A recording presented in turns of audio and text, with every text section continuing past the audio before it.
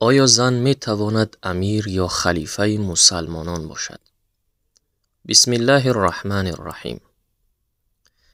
ادعای از کافران خصوصاً فمینیست ها، یک گروه کفری که از حق زنان دفاع می کنند و آزادی خواهان راضی به این چیز هستند، دروغ است.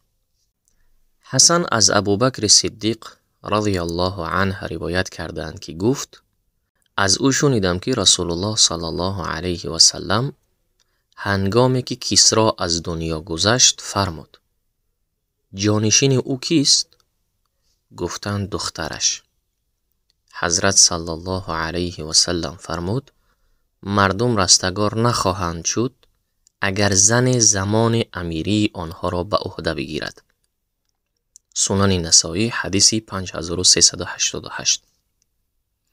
امام ابن حزم و امام بغاوی و امام قرطبی اجماع را نقل می کنند که امیر بودن زن بر مسلمانان حرام و باطل است.